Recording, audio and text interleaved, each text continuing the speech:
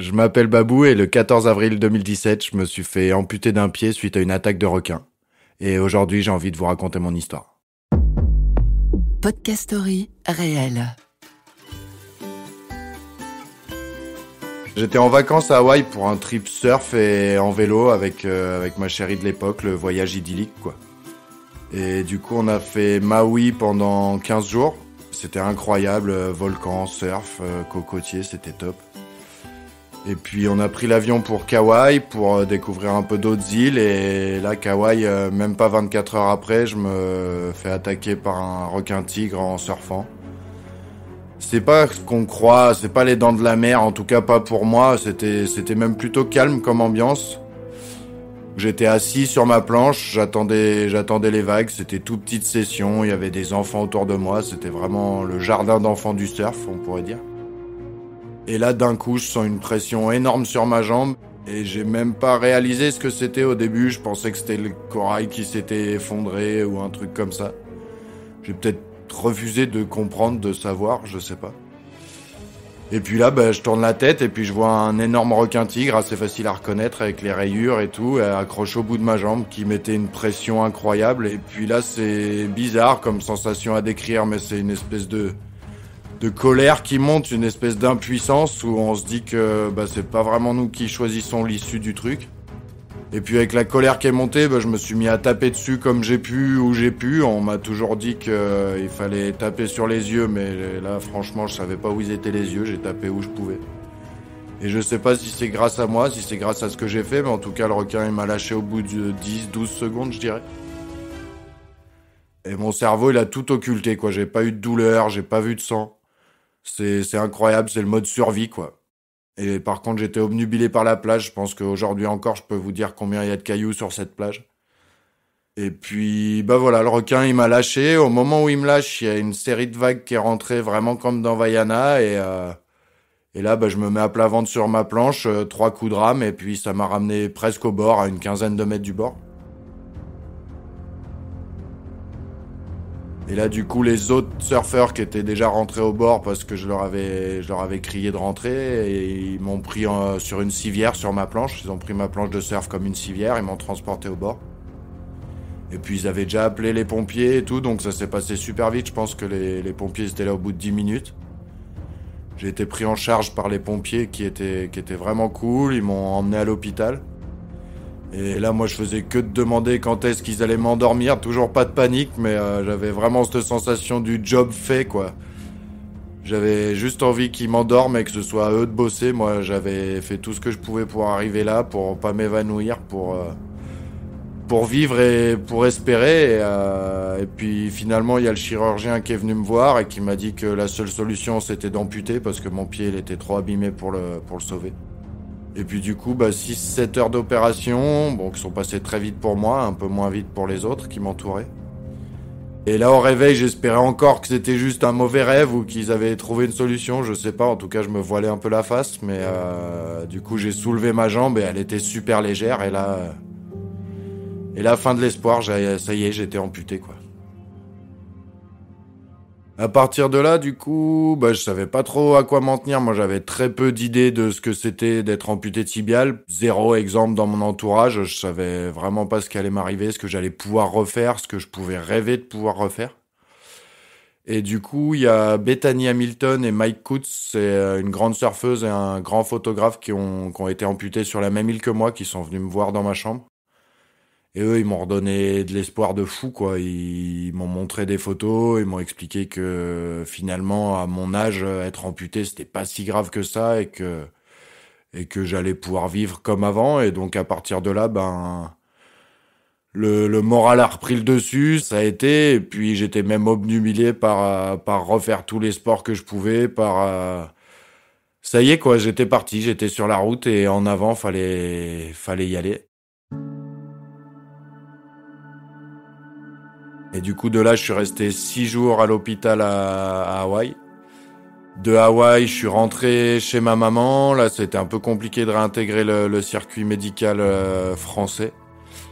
Donc, je suis resté quasiment un mois chez ma maman avec très peu de suivi médical finalement. Et j'ai intégré un centre de rééducation à Aubagne mi-mai, donc un mois après l'attaque. Là, pendant 15 jours, c'était encore cicatrisation du moignon, tout ça, et j'ai essayé ma première prothèse début juin. J'ai fait encore 4 semaines du coup pour réapprendre à marcher, les escaliers, un peu plein d'exercices de mobilité, de motricité, de proprioception, etc. Et ça a été super vite en fait. Le 1er juillet, j'étais moniteur de planche à voile et je reprenais ma vie comme avant. Et très vite, j'ai tout repris, le vélo, le trampoline, etc. Du coup, depuis que je suis tout petit, moi, le ski, c'est ma vie. Je vis que pour ça. J'ai été en sport-études ski. J'ai toujours voulu être moniteur de ski. Et le 16 décembre, j'ai essayé ma première prothèse de ski. Du coup, ça a été la journée la plus stressante de ma vie. J'avais trop peur que ça marche pas, en fait, que je ne prenne plus assez de plaisir à skier pour que ça vaille le coup. Et je pense que sans ça, je me serais vraiment effondré. Donc j'y suis allé. Je me suis bougé, j'ai chaussé les skis et finalement, ça a marché tout de suite, quoi. J'ai fait 4-5 virages et j'ai bien senti que ça allait. J'ai rejoint les copains. Et dès le premier télésiège, dès la première descente, je suis parti dans la poudreuse avec les potes. Il y avait des conditions superbes et ça a marché et ça m'a tellement soulagé. Et après, du coup, je me suis quand même bien rendu compte que la première prothèse que j'avais, elle était pas incroyable. Je me doutais bien que ce que je voyais comme image à la télé de mecs amputés qui skient, c'était pas possible avec ma prothèse, même en étant meilleur que moi. J'avais pas de problème avec pas être le meilleur, mais je me doutais qu'il y avait un truc qui allait pas. Donc je me suis inscrit à une course, je me suis inscrit à une Coupe de France de slalom, parce que je savais qu'il y avait le champion de France en titre qui était là. Du coup, à cette course, je l'ai rencontré, lui il m'a vachement aiguillé sur les prothésistes qui avaient l'habitude de faire ça, où aller, comment faire. Et en plus de ça, je fais quand même deuxième ce jour-là, juste derrière lui. Et donc ils ont insisté pour que je fasse une autre Coupe de France, puis une autre Coupe de France, et puis finalement j'ai obtenu un ticket pour la Coupe d'Europe. Et après cette Coupe d'Europe, j'ai pris un ticket direct pour les championnats du monde, et là je fais 5e.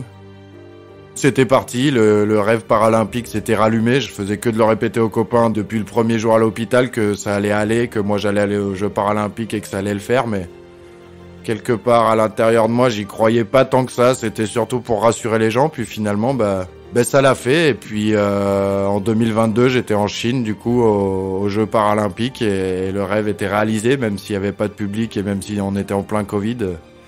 J'ai vécu l'aventure, le rêve de gamin, et c'était une superbe expérience.